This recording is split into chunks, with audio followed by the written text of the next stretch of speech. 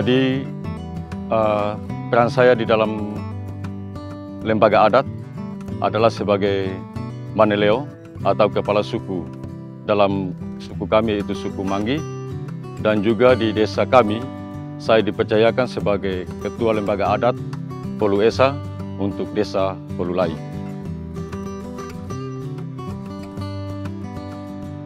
Menjaga mangrove sangat penting bagi kami kelompok adat dan juga suku-suku yang ada di sini. Karena dengan menjaga mangrove, maka kami menjaga alam.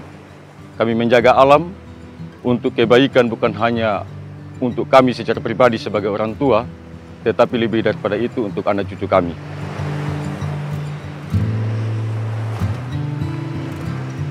Kalau secara umum itu dari 2015-2016 ada aturan yang namanya Hoholok Papatak. Itu mengatur secara umum, baik itu ekosistem laut seperti penyu, seperti hiu, ikan paus, dan secara khusus mangrove itu masuk juga dalam aturan adat kami.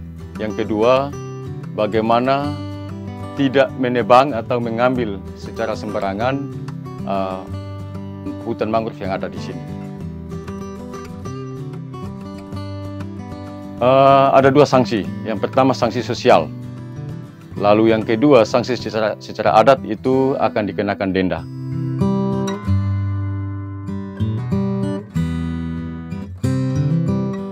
Dan pada tahun 2023 ini di desa kami sudah menginisiasi untuk adanya peraturan desa yang mengatur tentang menjaga lingkungan hidup, terlebih mangrove dan juga pesisir pantai.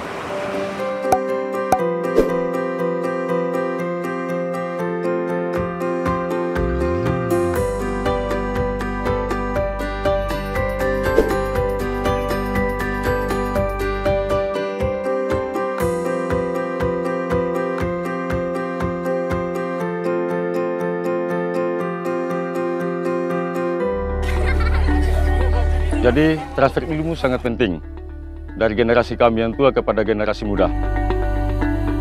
Kami tetap memberikan masukan, memberikan nasihat wejangan, sehingga mereka bisa mengerti tentang adat dan juga terlebih menjaga lingkungan untuk kebaikan mereka dan anak cucu mereka. Awal mula dilakukan penanaman mangrove itu pada sekitar bulan Juni 2021.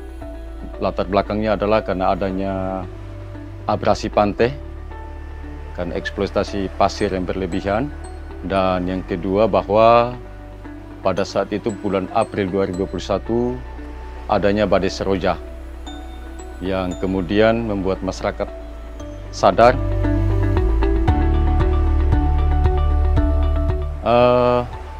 kalau jenis mangrove yang kami tanam itu sejak 2021 dan 2022 itu jenisnya jenis Rhizopora. Yang kami di sini kami biasanya namakan bako. Jadi menjaga mangrove itu menjadi upaya yang sangat bagus oleh karena fungsi mangrove yang begitu penting. Yang pertama, melindungi masyarakat dari badai atau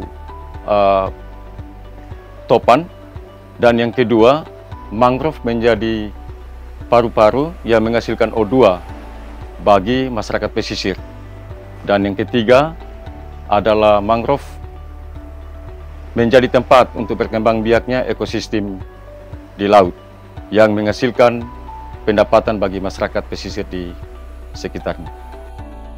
Dampak secara langsung yang dirasakan oleh masyarakat pesisir sini dalam hal ini dengan adanya perubahan iklim, yang pertama bahwa terjadi abrasi pantai, yang kedua hasil laut yang sebelumnya itu melimpah menjadi berkurang. Dalam hal secara khusus penanaman mangrove itu antara perempuan dengan laki-laki itu bekerja sama. Jadi sama-sama menanam, sama-sama menjaga, sama-sama merawat. Jadi aspek kesetaraan gender, baik itu dalam hal adat maupun perencanaan di desa itu sangat penting. Oleh karena antara perempuan dengan laki-laki itu harus setara dan saling mendukung. Dampak positif yang dirasakan oleh perempuan dalam sisi ekonomi, dengan adanya keterlibatan perempuan, maka hasil daripada mangrove itu biasanya itu memberikan pendapatan sampingan kepada rumah tangga.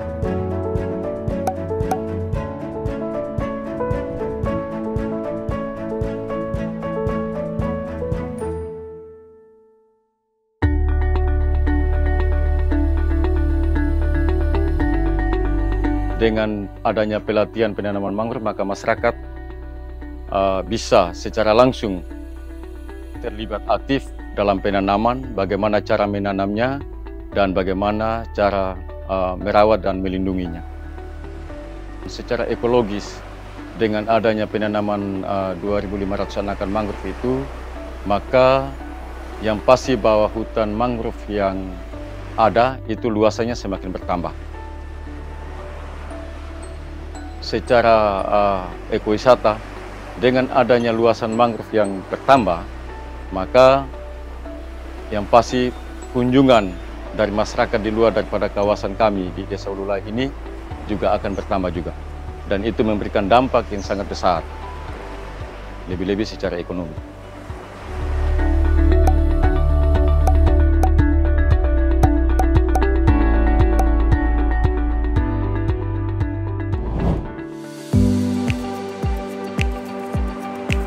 Untuk penanaman mangrove dan konservasi hutan mangrove telah bekerjasama dengan pihak pemerintah, dalam hal ini Kementerian Kehutanan, Dinas Kehutanan Provinsi yang telah membantu pembibitan, dan juga dari pihak TNI yang juga membantu dalam pengadaan bibit dan juga pengawasan secara utuh, juga dengan Kepolisian Republik Indonesia dan pemerintah Kabupaten Rotendao. Kami berterima kasih karena dari pihak lembaga swadaya masyarakat NGO sangat juga membantu kami.